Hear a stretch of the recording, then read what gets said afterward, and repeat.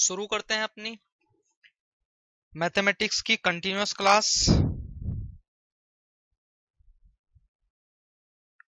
Class number 4th। 3 class हम पहले कर चुके हैं और आज हम ये 4th क्लास है, स्टार्ट करते हैं लीनियर इंडिपेंडेंट वेक्टर से। लीनियर इंडिपेंडेंट वेक्टर से इस लीनियर इंडिपेंडेंट वेक्टर में 3 बातें हैं। पहली है आपकी रो वेक्टर, दूसरा है आपका कॉलम वेक्टर और तीसरी इन दोनों की हम डेफिनेशन देंगे। तो सबसे पहले बात कर लेते हैं हम रो वेक्टर की। बेसिक बात है वो क्या है कि रो वेक्टर को आप कह सकते हैं, इसका दूसरा नाम ले सकते हैं रो मैट्रिक्स। रो मैट्रिक्स जैसे रो मैट्रिक्स कैसी हो सकती है आपकी, इस तरह से एलिमेंट होंगे उसके ए बी सी लाइक एज हो सकती है आपकी 1 क्रॉस n। उसके बाद कॉलम वेक्टर और कॉलम मैट्रिक्स कैसी हो सकती है, जिसमें कॉलम हो एक ही, इस तरह एलिमेंट होंगे उसके a b c d like this. और ये n क्रॉस रो तो इसमें हो सकती है, n रो हो सकती है इसमें 1 2 3 अप टू n, बट जो कॉलम है वो सिंगल है, एक ही कॉलम। उसके बाद हम बात करेंगे डेफिनेशन की। तो इनकी इंडिविजुअली हम आपको डेफिनेशन या कह सकते हैं कि हम इनका जो सार है, आपको जो बातें आपको जाननी चाहिए रो वेक्टर और कॉलम वेक्टर की, वो हम आपको बताएंगे। लीनियरली इंडिपेंडेंट वेक्टर आप कैसे डिफाइन करेंगे, आइए जानते हैं। मान लीजिए आपके पास 2 वेक्टर हैं, ए पहला वेक्टर है आपके पास और बी आपके पास कोई दूसरा वेक्टर है, और आपको कोई इक्वेशन दी गई है k1 a plus k2 b is equal to 0। ये इक्वेशन 0 कब हो सकती है, कब हो सकती है, कब हो सकती है, ओनली इफ, केवल और केवल जो आपके बोथ k1 एंड k2 क्या होने चाहिए, 0 होने चाहिए। उस कंडीशन में ये इक्वेशन आपकी इज इक्वल टू 0 हो सकती है। अगर ऐसा है कि k1 और k2 की वैल्यू 0 है, तब हम कहेंगे then a b are said to be linearly independent vector। linearly independent vector। मैं आपको फिर कहूंगा, थोड़ी राइटिंग की प्रॉब्लम है क्योंकि जो पेन है हमारा फिसलता है डिस्प्ले के ऊपर से, इस वजह से थोड़ा प्रॉब्लम रहता है राइटिंग में। बाकी मैं आपसे बोल भी रहा हूं और मैं लिख भी रहा हूं जहां तक पॉसिबल है, तो आप इसको अपने आप भी लिख सकते हैं, कोई प्रॉब्लम वाली बात नहीं है। ये तो बात हुई इंडिपेंडेंट वेक्टर की। तो अगर बात करें हम इससे उल्टी, उल्टी से मतलब अगर बात करें हम डिपेंडेंट वेक्टर की कि डिपेंडेंट वेक्टर कैसा होगा, तो उसके लिए आइए देख लेते हैं।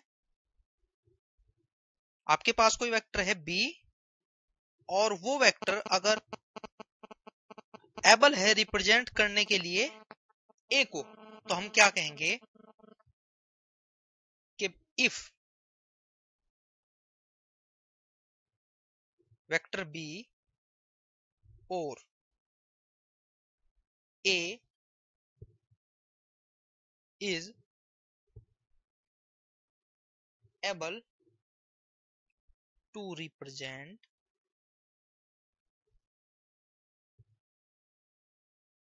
each other, then we call as linearly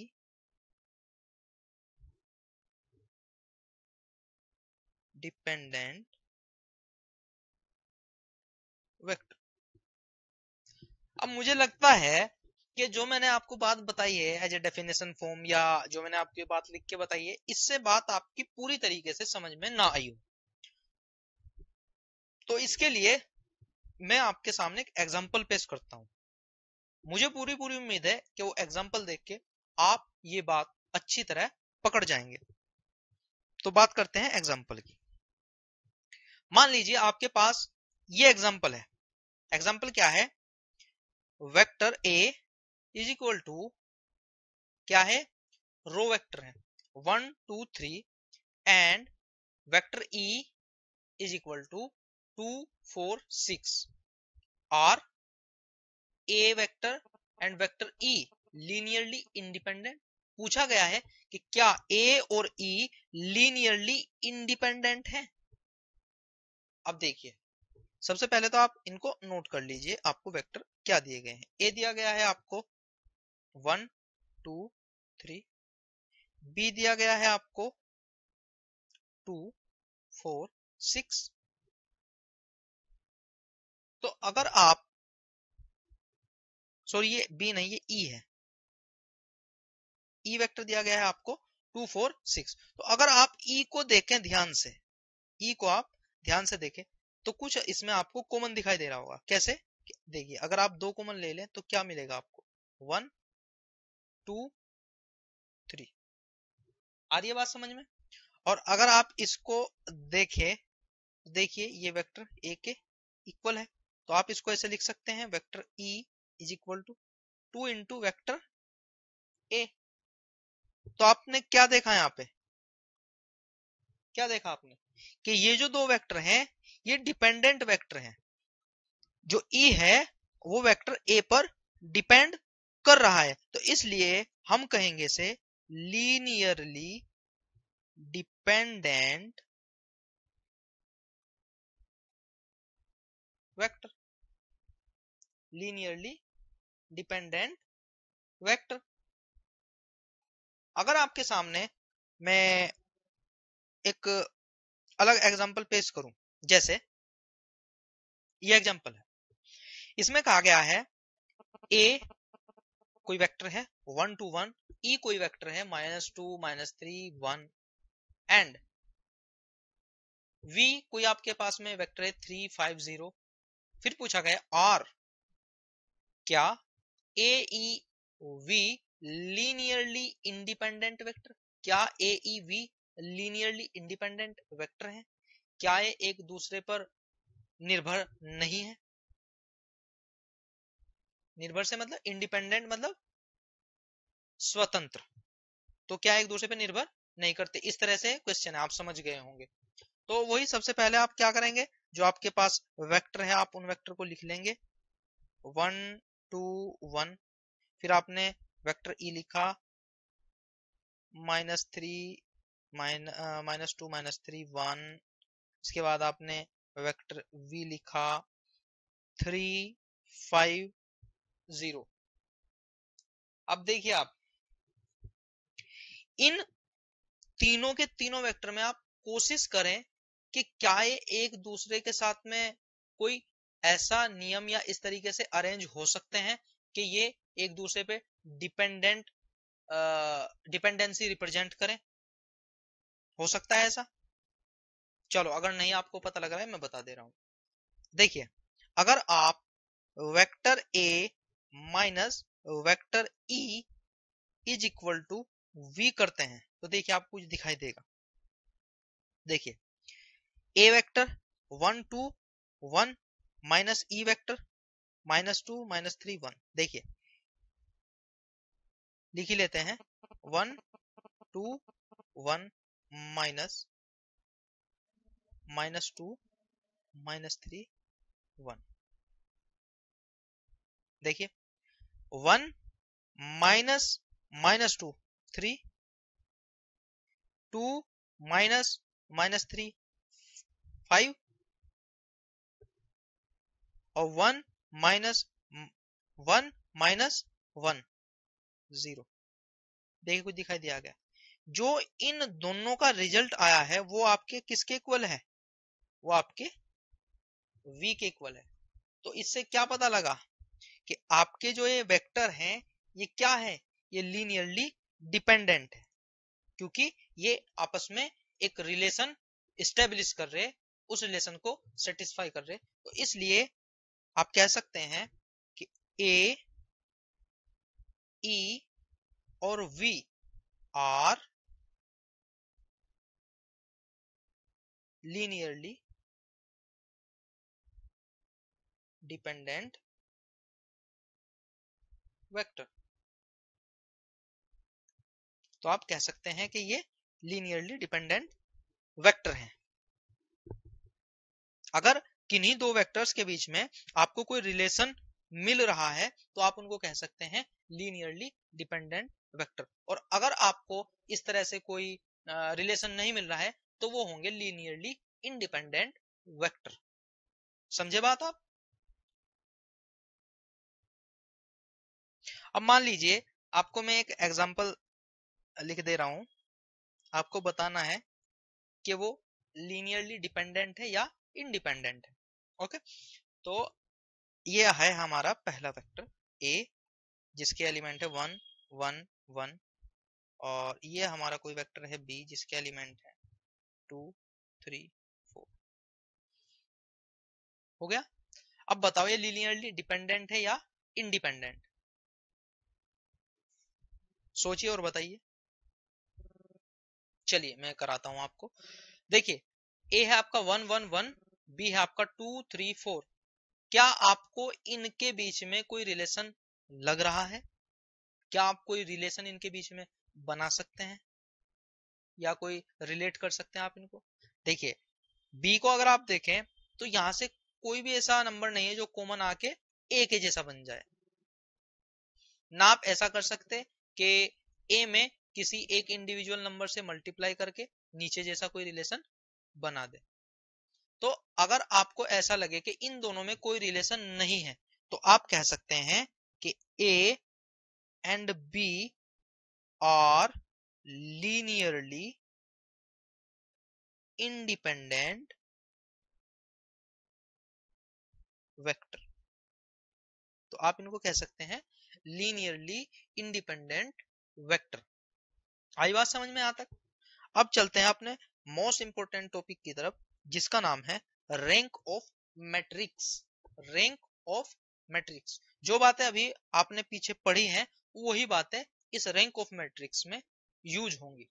जैसे अगर मैं इसकी डेफिनेशन लिखूं तो डेफिनेशन हो जाएगी मैक्सिमम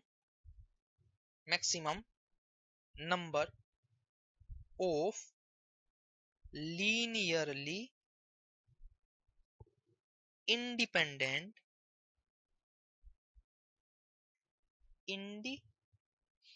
इंडिपेंडेंट वेक्टर आर और इज known as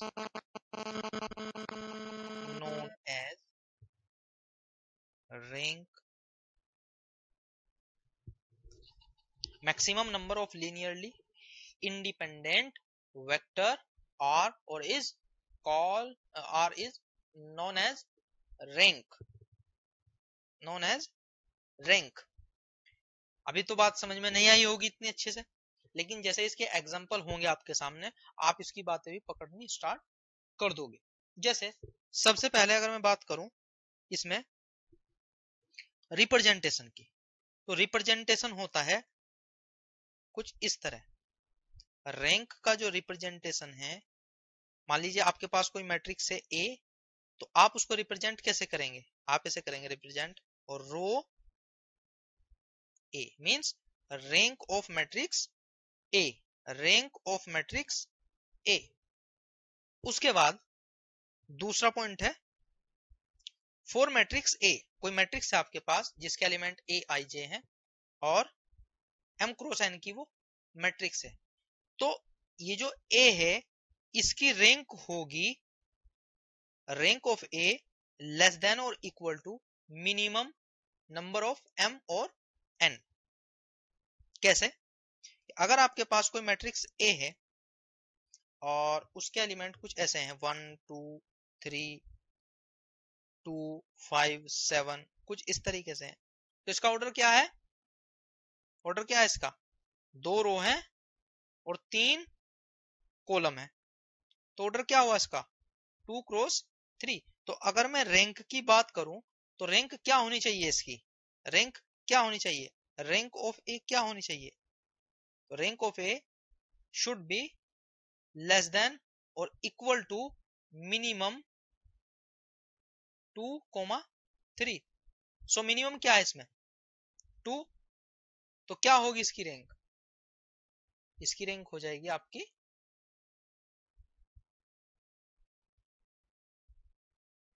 2। आई बात समझ में? तो मिनिमम नंबर ऑफ रो और column will be rank of matrix.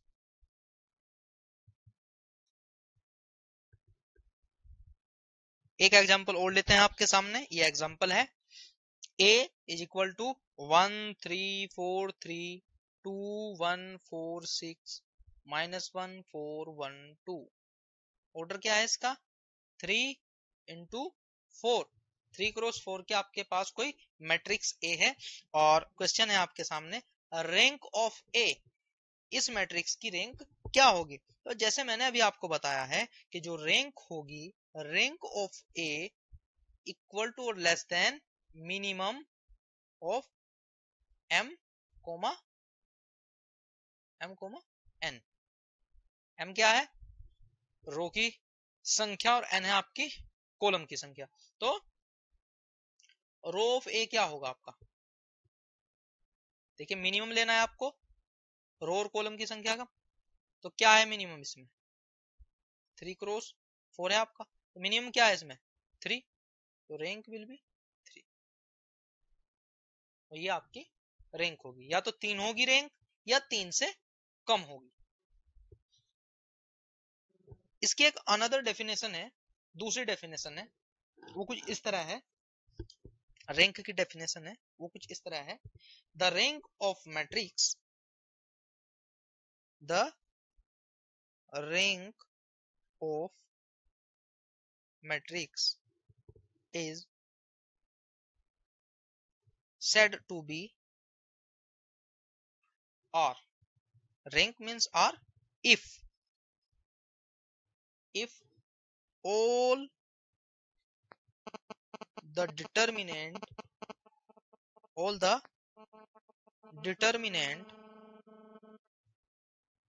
of submatrix, all the determinant of submatrix of order r plus 1 vanish and they are exist at least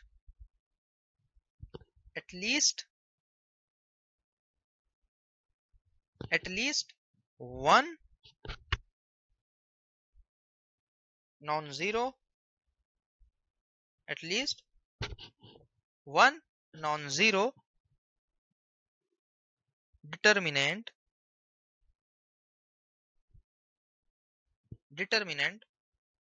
for a sub matrix of order R.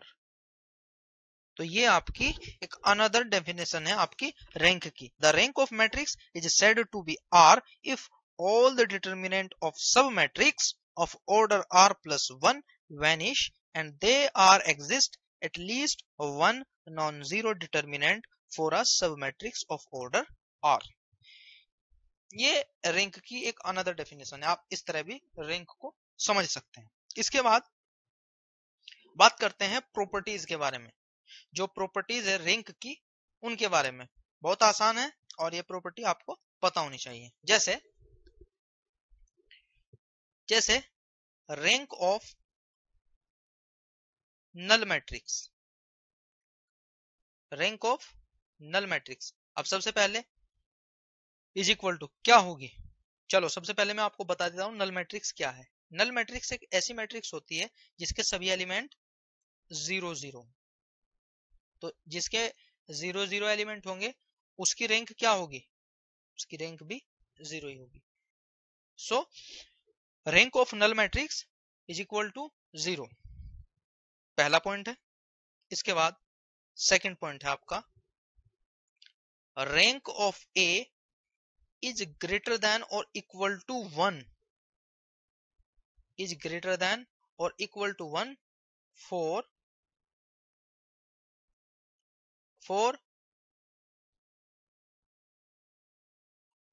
इसको मैं erase कर देता हूं, for A being non zero matrix. मतलब क्या हुआ इस बात का कि किसी मैट्रिक्स ए की रैंक ऑलवेज या तो एक के इक्वल होगी या एक से ग्रेटर होगी, बड़ी होगी। किस कंडीशन में, कि जो ए है वो होनी चाहिए नॉन जीरो मैट्रिक्स, वो होनी चाहिए नॉन जीरो मैट्रिक्स। इसके बाद थर्ड पॉइंट है आपका p of identity matrix. N cross n की कोई आपके पास में आइडेंटिटी मैट्रिक्स है, उसकी रैंक क्या होगी, ये रो है, उसकी रैंक क्या होगी आपकी एन। कैसे, जैसे मान लीजिए ये आपके पास कोई मैट्रिक्स है 1 0 0 0 1 0 0 0 1, ये आइडेंटिटी मैट्रिक्स है 3 क्रॉस 3 की, तो एन की वैल्यू क्या है यहाँ पे 3, तो रैंक क्या होगी इस आइडेंटिटी मैट्रिक्स की, रैंक ऑफ दिस मैट्रिक्स क्या होगी, मान लीजिए मैट्रिक्स ए आपने नाम दिया, तो रैंक क्या होगी इसकी 3, और रैंक विल बी 3। इसके बाद फोर्थ पॉइंट है आपका कि अगर आपके पास कोई मैट्रिक्स है, दो मैट्रिक्स है और वो मल्टीप्लाई में है, ऐसे A into B, rank of A into B, इसका फॉर्मूला या इसकी प्रॉपर्टीज क्या है कि rank of A B always less than और equal to minimum rank A comma rank B. मतलब क्या हुआ कि अगर आपके पास में दो मैट्रिक्स है ए और बी और आप उन मैट्रिक्स की इंडिविजुअल रैंक फाइंड कर रहे हैं और आपको जिस मैट्रिक्स की भी रैंक सबसे मिनिमम मिलेगी, वही रैंक आपकी इन दोनों कंबाइंड मैट्रिक्स की रैंक होगी। और आखिरी पॉइंट जो मैं आपको बता भी चुका हूं कि जो रैंक होती है, रैंक में जब आप किसी मैट्रिक्स की रैंक फाइंड करते हैं तो आप उसमें चाहे तो लीनियरली इंडिपेंडेंट रो से रैंक फाइंड करें या आप लीनियरली इंडिपेंडेंट कॉलम से रैंक फाइंड करें, इन दोनों की जो नंबर है या इन दोनों की जो वैल्यू है वो हमेशा इक्वल रहेगी, वो हमेशा इक्वल रहेगी कि linear independent row is equal to linearly independent column. जैसे अभी हमने पीछे एग्जाम्पल किए थे, वो सारे के सारे एग्जाम्पल आपके हमने रो पे किए थे। जैसे ये वाला था, ये भी रो के अकॉर्डिंग ही हमने डिफाइन किया था, या इससे पहले ये वाला था, ये हमारी रो मैट्रिक्स थी दोनों और हमने इन दोनों पे ऑपरेशन अप्लाई किया था इनके बीच में कोई रिलेशन बनाने के लिए। ठीक है, तो यहाँ पे हमने रो लिया है। लेकिन अगर आपके पास कोई कॉलम मैट्रिक्स है तो आप उसमें कॉलम के बीच भी कोई रिलेशन एस्टेब्लिश कर सकते हैं।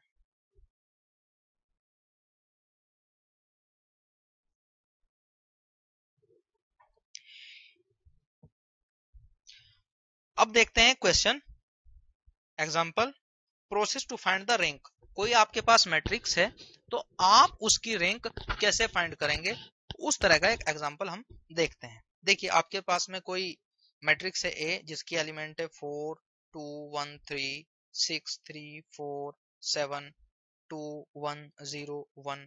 अगर आप इसका ऑर्डर देखें तो ऑर्डर क्या है इसका, देखिए 1 2 3 4, मतलब 1 2 3, 3 तो इसमें रो है और 4 इसमें कॉलम है। आई बात समझ में? तो अब इसमें एक बात का तो आप अंदाजा लगा ही सकते हैं कि जो आपकी रैंक होगी, जो रैंक होगी वो क्या होगी, हमेशा लेस देन और इक्वल टू मिनिमम 3, 4। तो 3 क्या है इसमें, मिनिमम क्या है इसमें 3। तो जो आपकी रैंक होगी वो क्या होगी, या तो 3 होगी और या 3 से कम होगी। ये आपके फॉर्मूले से भी पता लगा सकते हैं। जैसे इसमें एक ऑप्शन है 4, तो 4 तो रैंक इसकी हो ही नहीं सकती। अब इसकी रैंक या तो 3 होगी या 3 से कम, यानी कि 3 हो जाए या 2 हो जाए या 1 हो जाए। तो उसी को फाइंड करने के लिए हम चेक करेंगे प्रोसेस क्या है। सबसे पहले एक नोट पॉइंट है, कोई भी अगर आपके सामने मैट्रिक्स है तो आप सबसे पहले उसको रिड्यूस करेंगे। First reduce the matrix into row echelon form. अब रो एक्लियन फॉर्म क्या है, आइए मैं आपको बता देता हूं। जैसे आपके पास में कोई मैट्रिक्स है और उसके स्टार्टिंग के एलिमेंट कुछ इस प्रकार है, इस तरह से है। उसके बाद जो आपकी पहली रो है उसमें कोई जीरो हो या ना हो इससे कोई फर्क नहीं पड़ता, लेकिन जो आपकी दूसरी रो है उसमें स्टार्टिंग में यहाँ एक जीरो होना जरूरी है। इसके बाद ये आपकी दूसरी रो हो गई, इसमें एक जीरो। अब उसके बाद आती है तीसरी रो यानी थर्ड रो, तो थर्ड रो में आपकी 2 जीरो होनी बेहद जरूरी है। इसके बाद अगर आप आते हैं फोर्थ रो में 1 2 3 फोर्थ, तो फोर्थ रो में आपकी 3 जीरो होनी बेहद जरूरी है। तो आपकी जो मैट्रिक्स है उस मैट्रिक्स को कोशिश करेंगे कि इस फॉर्म में वो रिड्यूस हो जाए, वो इस फॉर्म में रिड्यूस हो जाए। जब आपकी वो मैट्रिक्स इस फॉर्म में रिड्यूस हो जाएगी तो आपको बहुत ही इजीनेस होगी ये फाइंड करने के लिए कि आपकी जो मैट्रिक्स है उसकी रैंक क्या होगी। तो आइए देख लेते हैं वो प्रोसेस जिसके द्वारा हम जो है इस मैट्रिक्स को रो इक्लोन फॉर्म में कन्वर्ट कर सकते हैं। चलिए, आपने मैट्रिक्स तो लिख के रखी है, तो सबसे पहले आप क्या करेंगे कि जो आपके पास मैट्रिक्स है, कोशिश करेंगे कि जो आपके पास मैट्रिक्स है उस मैट्रिक्स का ये वाला एलिमेंट 1 हो जाए। आप कोशिश करेंगे उसका ये वाला एलिमेंट 1 हो जाए, ये वाला एलिमेंट 1 हो जाए। देखिए कैसे, आप सबसे पहले क्या करेंगे, आपके पास मैट्रिक्स है, आप मैट्रिक्स को इधर लिख लीजिए। ये आपके पास मैट्रिक्स है ए, इसको आप यहां लिख लीजिए 4 2 1 3, सॉरी 4। ये है आपके पास मैट्रिक्स 4 1 3, 4 2 1 3, सही है। उसके बाद है 6 3 4 7 2 1 0 1। ये आपके पास मैट्रिक्स है, ये आपके पास मैट्रिक्स है। तो आप क्या करेंगे, आपका जो मोटो है वो मोटो ये है कि आप इस तरह की फॉर्म क्रिएट कर लें, इस तरह की फॉर्म आप क्रिएट कर लें, इस तरह की फॉर्म। तो देखिए कैसे होगी इस तरह की फॉर्म क्रिएट।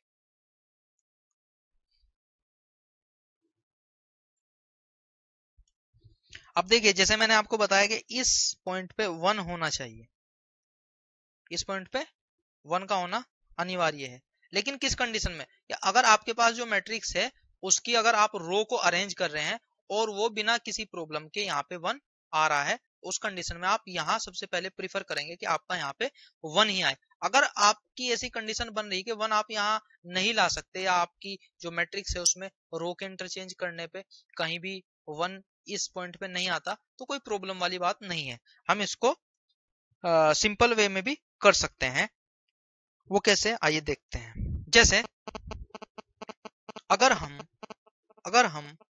R1 को R3 के साथ इंटरचेंज कर दे तो आपको क्या मिलेगा, देखिए R1 इंटरचेंज विद R3, 2 1 0 1, और उसके बाद इंटरचेंज 4 2 1 3, और ये लाइन आपकी ऐसे की ऐसे, वो लाइन आपकी ऐसे की ऐसे। और आपको पता है कि जब आप ऐसा कर देते हैं उसके बाद अब कोशिश करेंगे आप रो क्लोन फॉर्म बनाने की। रो क्लोन फॉर्म कैसी, दूसरी जो रो है उसमें 1 0, उसके बाद जो तीसरी रो है उसमें डबल 0, इस तरीके से, और ऊपर चाहे आपके कोई भी एलिमेंट हो, ऐसे यहाँ चाहे कोई कैसे भी एलिमेंट हो।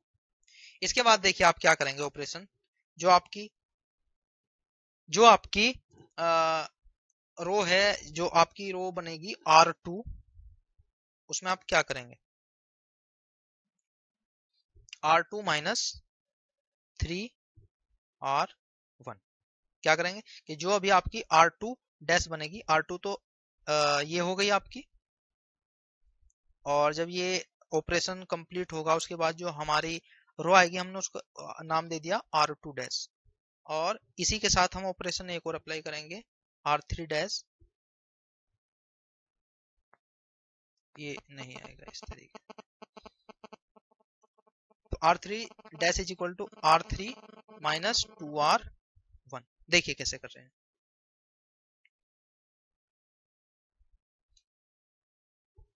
2 ऐसे का सही, 1 0 1, क्योंकि हम जो ऑपरेशन कर रहे हैं वो R2 और R3 में कर रहे हैं। देखिए R2 माइनस 3R1, R2 हो गई आपकी ये वाली और R1 हो गई आपकी ये वाली। तो आप क्या कर रहे हैं, इस R1 में 3 से मल्टीप्लाई कर रहे हैं, करिए 3 से मल्टीप्लाई R1 में क्या हो जाएगा, देखिए 3 इंटू 2 6, 3 इंटू 1 3, 3 इंटू 0 0, 3 इंटू 1 3। तो देखिए क्या होगा, क्या आ रही है यहाँ पे, मैं इधर साइड में कर देता हूँ। जब 3 से आपने मल्टीप्लाई की 6 आएगा, फिर 3 आएगा, फिर 0 आएगा और फिर 1 आएगा, और आपको क्या करना है, माइनस करना है। तो माइनस जब आप करेंगे, ये आपकी नीचे वाली है 2, तो 6 6 माइनस 6 0, 6 माइनस 6 0, और 3 माइनस कीजिए R2, ये रही आपकी 3, और R1 3R1 क्या हो गई आपकी ये, तो 3 माइनस 3 0, फिर 4 माइनस 0 4, फिर 7 माइनस 7 माइनस 7 माइनस ये आपका 7 है, और 7 माइनस ये हो जाएगा आपका, सॉरी ये हमने 3 से मल्टीप्लाई की थी ना, तो 3 से जब हम यहाँ मल्टीप्लाई करेंगे तो ये हो जाएगा आपका 3, sorry sorry for that. So 7 minus 3 4। इसके बाद सेम टू सेम इसी के जैसे R3 में क्या कर रहे हैं हम, R3 माइनस 2R1, तो ये जो आपकी R1 है इसमें 2 से मल्टीप्लाई कर रहे हैं, इसका तो काम फिनिश हो गया, तो 2 से मल्टीप्लाई कीजिए R1 में, कीजिए देखिए 4 2 0 2, माइनस करना है R3 में से, तो 4 माइनस 4 0, 2 माइनस 2 0, 1 माइनस 0 1, और 3 माइनस 2 1। देखिए आई बात, कुछ समझ में आई बात। एक आ गई आपकी 0, बहुत अच्छी बात है। और यहाँ देखिए 2 आ गए 0, बहुत अच्छी बात है। बाकी ज्यादा आ जाए तो कोई प्रॉब्लम नहीं, जैसे यहाँ पे 2 आ गई हैं तो कोई प्रॉब्लम वाली बात नहीं। 1 0 उसके बाद फिर 2 0, ये कंपलसरी है, आना ही आना चाहिए। अब इसके बाद अगर आप ध्यान से देखें, ये जो 2 आपकी रो है, देखिए ये डिपेंडेंट है, डिपेंडेंट वेक्टर। देखिए डिपेंडेंट है या नहीं, डिपेंडेंट कैसे कि इनमें रिलेशन बन रहा है। रिलेशन कैसे कि अगर आप इसमें 4 से मल्टीप्लाई कर दें तो क्या हो जाएगा 0 0 4 इंटू 4, तो ये दोनों की दोनों एक जैसी हो गई। तो ये क्या हो गई, ये डिपेंडेंट हो गई दोनों की दोनों रो, कि ये जो R2 है और जो R3 है वो क्या हो गई, इक्वल हो गई। यानी कि ये दोनों की दोनों एक रिलेशन रिप्रेजेंट कर रही है, रिलेशन के बीच में स्टेब्लिश हो गया। लेकिन जो आप देखेंगे ये सबसे ऊपर वाली रो, ये क्या है आपकी, इंडिपेंडेंट। ये क्या है आपकी, इंडिपेंडेंट। ये क्या है आपकी, इंडिपेंडेंट रो। और जैसा कि हमने अभी प्रॉपर्टी पीछे की थी, उस प्रॉपर्टी में क्या था कि जो रैंक होगी मैट्रिक्स की वो क्या होगी, रैंक ऑफ मैट्रिक्स क्या होगी, वो लीनियरली इंडिपेंडेंट रो या लीनियरली इंडिपेंडेंट कॉलम होगी। तो इस क्वेश्चन में क्या है आपके सामने कि आपके पास केवल एक ही लीनियरली इंडिपेंडेंट रो है। तो इस हिसाब से, प्रॉपर्टी के हिसाब से आप क्या कहेंगे कि जो रैंक ऑफ मैट्रिक्स है, जो रैंक ऑफ मैट्रिक्स है वो कैसे डिफाइन करेंगे आप। देखिए अब यहां आ गए, अब देखिए आगे भी हम इसको सोल्व कर सकते हैं, जहां तक सोल्व होगा हम इसको सोल्व करेंगे। देखिए कैसे, ये डिपेंडेंट है तो इनका रिलेशन आपको एस्टेब्लिश हो गया, तो यहाँ पे आप कुछ कर सकते हैं। देखिए क्या कर सकते हैं, नेक्स्ट पेज देखिए। अभी आप क्या करेंगे कि जो आपकी रो 3 है इसमें आप मल्टीप्लाई करेंगे 4 से, रो 3 में आप मल्टीप्लाई करेंगे 4 से। देखिए कैसे मल्टीप्लाई कीजिए, R3 डैश 4 R3 क्या हो जाएगा, 2 1 0 1 0 0 4 4 0 0 4 4, ये नीचे तक आई बात समझ में।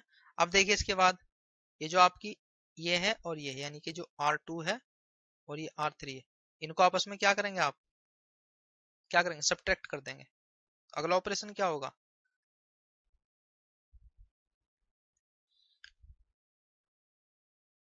R3 में क्या करेंगे आप, R3 माइनस R2, तो क्या आएगा आपके सामने, 2 1 0 1, ये तो ऐसे कैसे ही 0 0 4 4, तो देखिए क्या है आपके सामने 0 0, आपने सब्ट्रैक्ट किया 4 माइनस 4 0, 4 माइनस 4 0।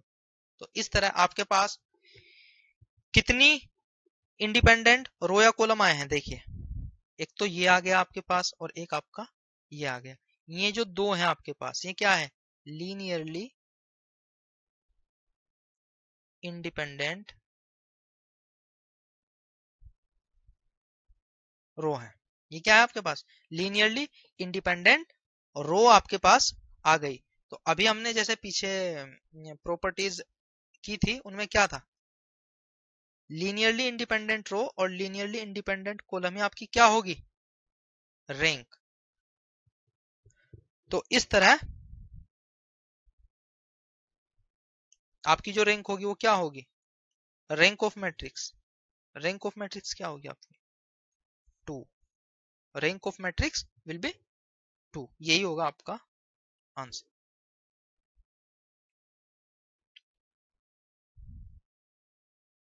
अब इसी तरह आपके पास एक ये दूसरा एग्जांपल है, इसको देखते हैं कैसे सोल्व करेंगे। वही मैंने आपको बता दिया, सबसे पहले रो इक्लोन फॉर्म हम बनाएंगे। रो इक्लोन फॉर्म बनाएंगे कि जो पहली है उसमें कोई जीरो की जरूरत नहीं है, जो दूसरी रो है आपकी उसमें यहाँ पे जीरो होनी चाहिए, जो तीसरी रो है आपकी उसमें यहाँ और यहाँ जीरो होनी चाहिए, और जो आपकी चौथी रो है उसमें यहाँ यहाँ यहाँ जीरो होनी चाहिए। मतलब क्या हुआ, पहली रो में कोई जीरो की जरूरत नहीं है, दूसरी रो में एक जीरो, तीसरी रो में दो जीरो और चौथी रो में तीन जीरो होनी चाहिए।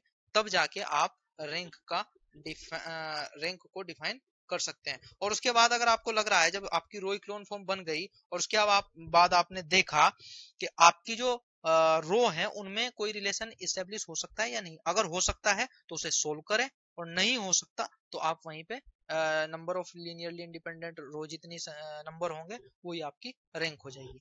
देखिए कैसे करते हैं इस क्वेश्चन को। आप क्या करेंगे, सबसे पहले ये जो R4 है उसमें आपने देखिए क्या किया, R4 minus R1 plus R2 plus R3। देखिए कैसे होगा, R4 में आप कर रहे हैं चेंजेस, तो बाकी जो रो है आपकी वो सेम आएंगी। 2 3 -1 -1 1 -1 -2 -4 3 1 3 -2। अब देखिए ये 6 3 0 -7, आपने जो बाकी तीनों की तीनों आपके पास रो थी उन सबको आपने ऐड किया और माइनस कर दिया R4 में से। देखिए 3 1 4 हो गया और प्लस 2 6 6 -6 0। देखिए इसके बाद 1 -1 खलास 0 और 3, ये तो आया ये करके, यानी R1 plus R2 plus R3 करके क्या आया आपका 3, और 3 -3 0। और इसी तरह देखिए -1 -2 -3 और +3 0 0 -0 0। इसके बाद -1 -4 -5 -2 -7 और -7 -7 तो क्या होगा, -7 माइनस माइनस प्लस 7 -7, ये भी 0। आई बात समझ में। अब देखिए ये तो 0 0 हो गई, तो आप इसको ऐसे भी लिख सकते हैं, और आप ऐसे लिख सकते हैं इसको 2 3 -1 -1 1 -1 -2 -4 3 1 3 माइनस, आप ऐसे इसको लिख सकते हैं, यानी कि जो 0 0 वाली आपकी रो थी वो आप छोड़ सकते हैं। इसके बाद अगला ऑपरेशन क्या करेंगे आप, जो आपका R1 है, जो आपका R1 है और जो आपका R2 है उसको आप इंटरचेंज करेंगे, आप उसका इंटरचेंज कर लेंगे। इंटरचेंज करके आपको मिलेगा 1 -1 -2 -4 2 3 -1 -1 3 1 3 माइनस, आ गया आपके पास में। अब आपको यहाँ से रो इक्लोन फॉर्म बनानी है, अब आपको यहाँ से रो इक्लोन फॉर्म बनानी है। उसके लिए प्रोसेस क्या होगा, पहले यहाँ 0 होनी चाहिए, फिर आपकी यहाँ होनी चाहिए और फिर यहाँ होनी चाहिए। देखिए क्या करेंगे हम, R2 dash R2 minus 2R1 और R3 dash R3 minus 3R1। देखिए कैसे करेंगे हम, पहली रो आपकी ऐसे कैसे आएगी, 1 -1 -2 -4। उसके बाद R2 माइनस 2R1 करना है, तो R2 में से 2R1 करना है, तो R1 है आपका ये, और इसमें आपने 2 से मल्टीप्लाई करनी है। क्या आएगा आपका, देखिए 2 -2 -4 -8।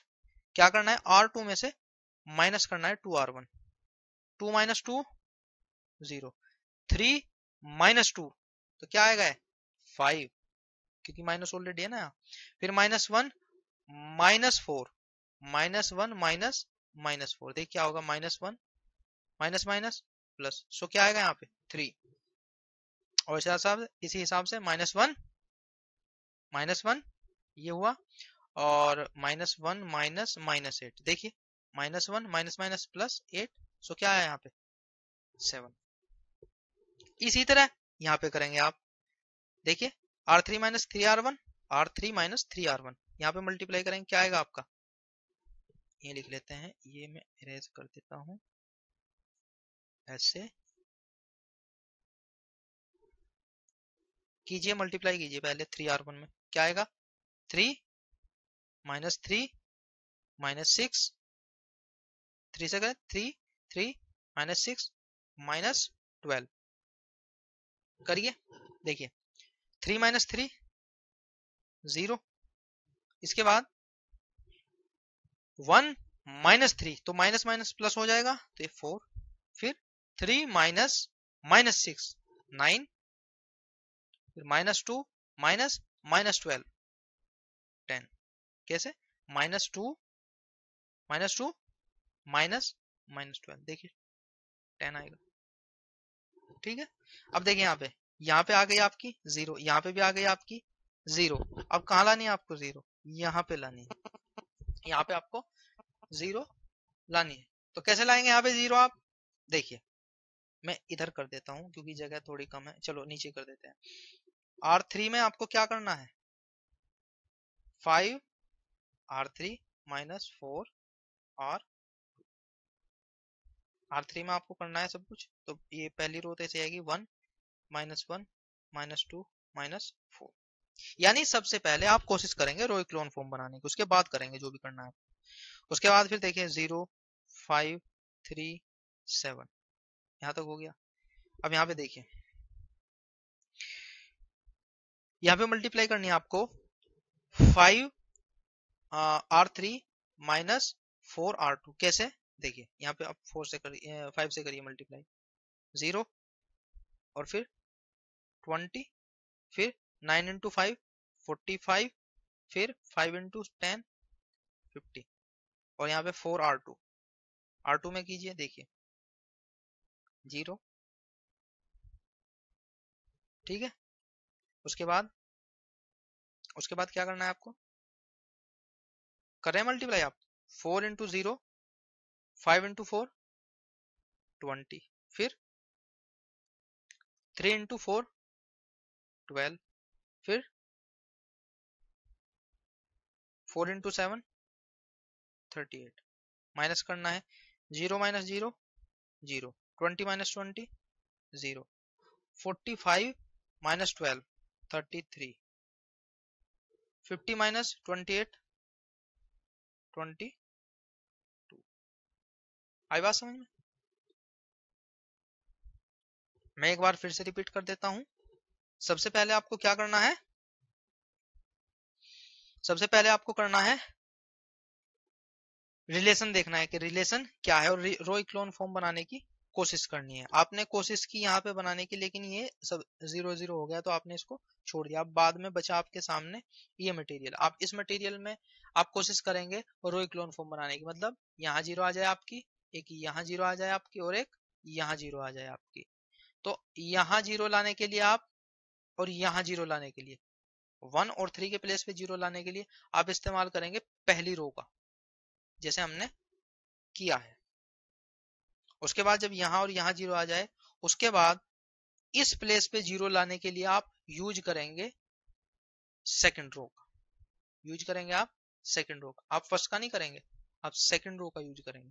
और जब आप ऐसा कर देंगे, आपकी ये रो क्लोन फॉर्म बन गई कि जो आपकी दूसरी होती है उसमें 1 0 आ गई, और जो आपकी तीसरी होती है उसमें आपकी 2 0 आ गई। ये आपकी रो क्लोन फॉर्म बन गई। अब आप चेक करेंगे क्या हम जो आपकी बची हुई रो या कॉलम है, और जो आपके पास रो बची हुई है, उसमें कोई रिलेशन हम स्टेब्लिश कर सकते हैं? आपने गौर से देखेंगे और उसके बाद बताएंगे। देख लिया? तो आपको दिखा होगा कि इसमें कोई भी रिलेशन आपको नहीं दिखाई दे रहा है, और आपने यहाँ पे रो क्लोन फॉर्म भी बना दी है। तो अब इससे आगे आपको क्वेश्चन सोल्व नहीं करना है। तो इस हिसाब से आप क्या करेंगे? क्या बचा आपके सामने? आपके सामने बचा 3 × 4 की एक मैट्रिक्स आपके सामने बची। और आपको पता है कि जो रैंक होती है आपकी, जो रैंक होती है वो लेस देन और equal to minimum m cross m और n, m या n हम लेते हैं। तो यहाँ पे क्या आएगा? रो ए इक्वल टू क्या आएगा आपका? मिनिमम ऑफ 3 और 4। तो मिनिमम क्या है यहाँ पे? 3। तो आंसर क्या होगा?